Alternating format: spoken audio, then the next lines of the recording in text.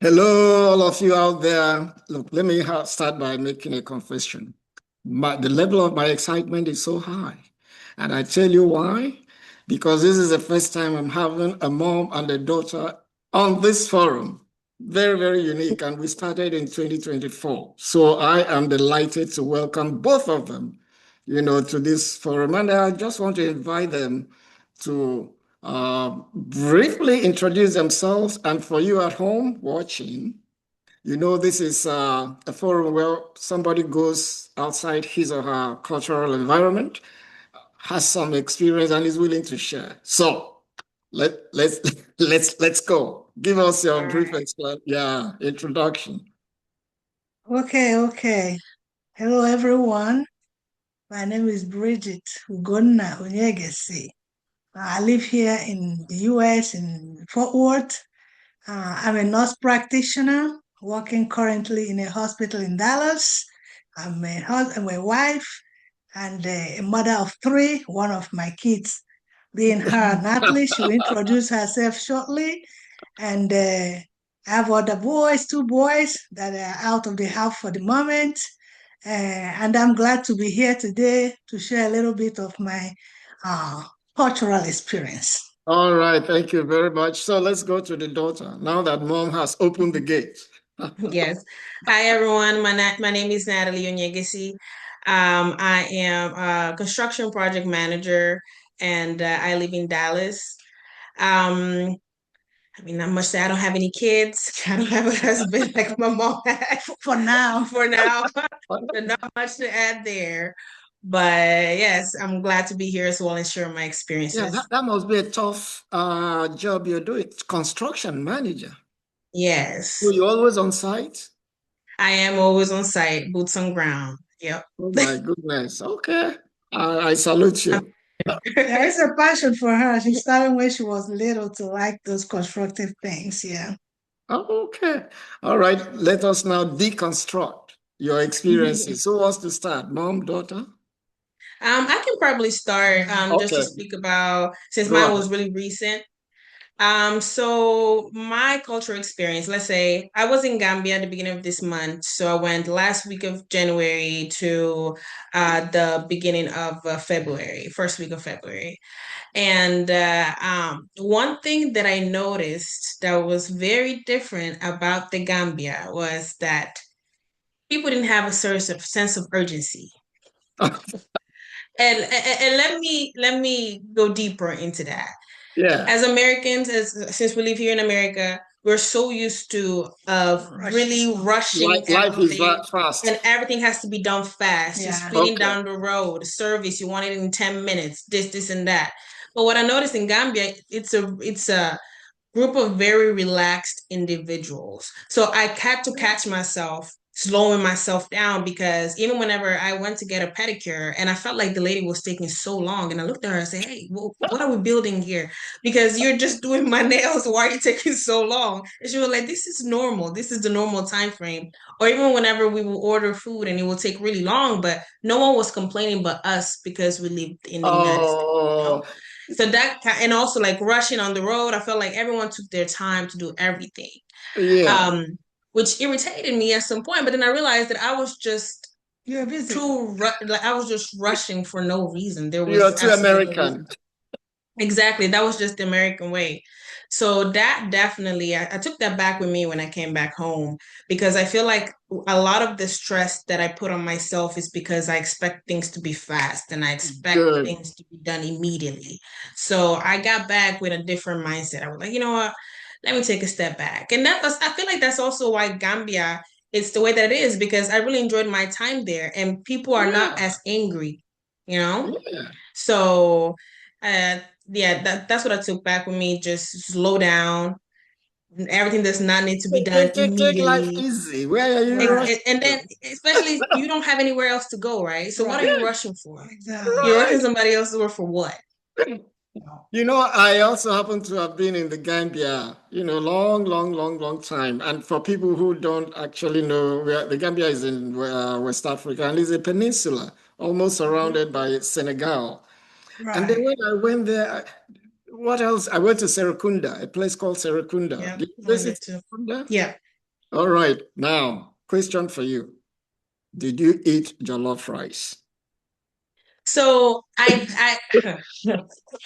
the one I had, Yeah. I think it was their version of their version is the original version. Let's just say that. Who says that? Correct. But it Correct. is. Exactly. Whether we like it or not. I know Nigerians like to be just, but it's not. And Ghanaians too. And Ghanaians.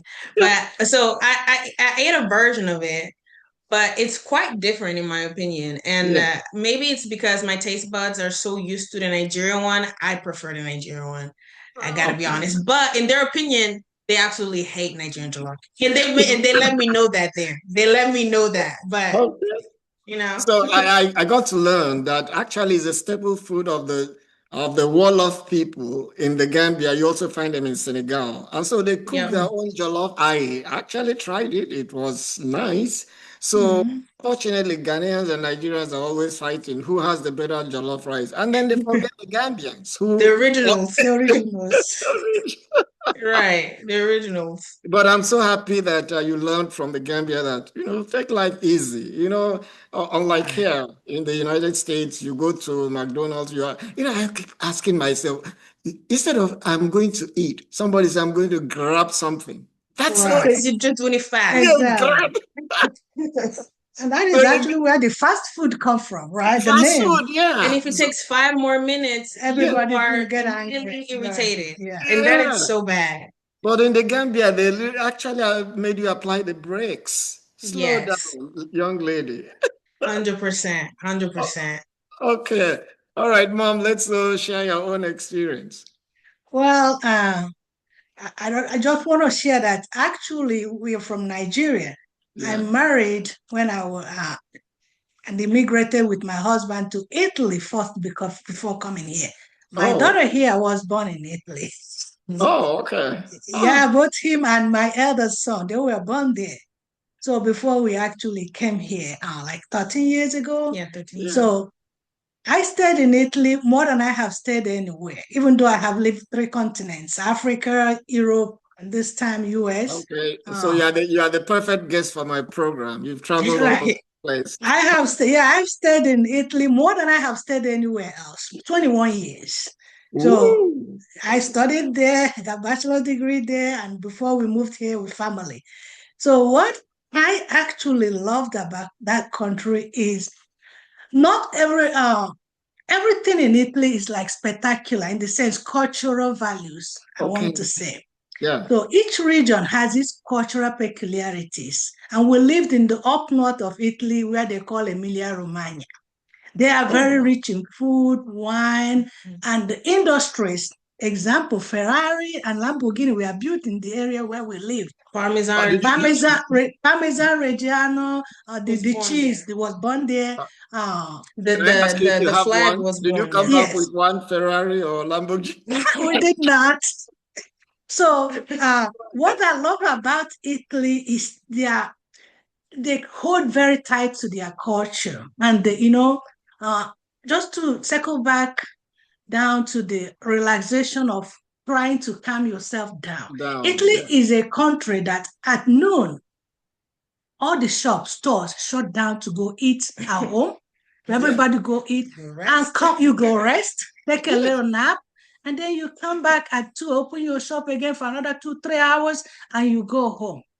They are not poor. Let me specify. Not being poor doesn't mean that they can't. Everybody is rich. They are not.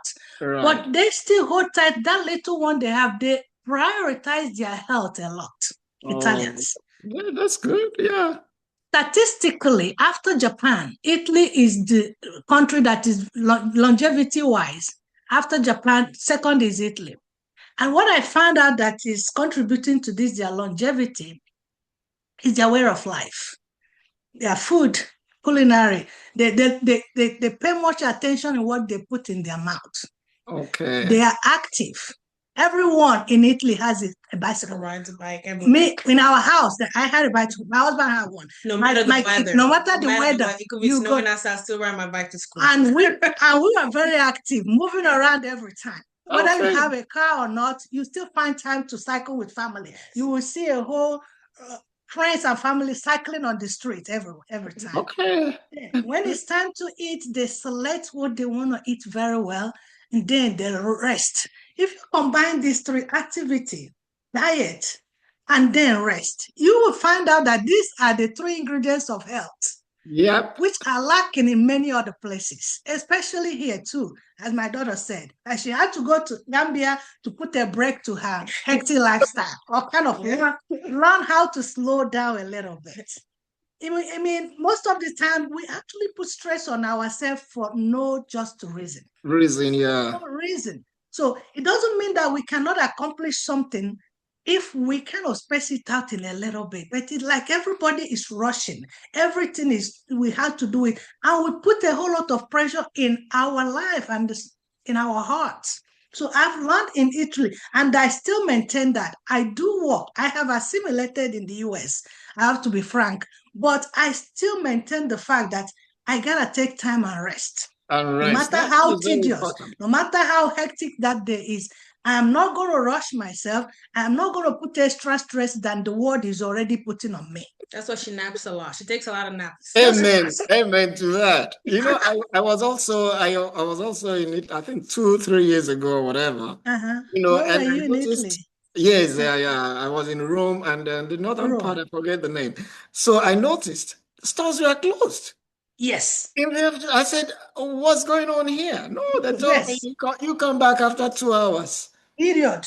That is exactly what they do. They need to go home and eat. I mean, we started seeing first fast food in Italy in the big cities like Milan, Rome, where you get a lot of tourists, and Venice and all of that. They started there before they actually expanded in other little cities.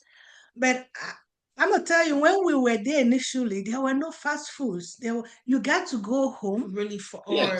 The closest one was so far away that it was a treat. It was a treat. McDonald's was a treat then. You got to take like if my parents were traveling out of city, they were going like to Milan. I said, okay, bring McDonald's while you're coming back from Milan, you know, stuff like that. Because it wasn't the area where we lived. So, and I'm gonna tell you, that was a very good thing to see, that they stuck to their culture, and their heritage, their culinary cultures, and their way of life, their habits. That is helping them. I mean, I want to connect it to life in general, and the fact that they are very healthy.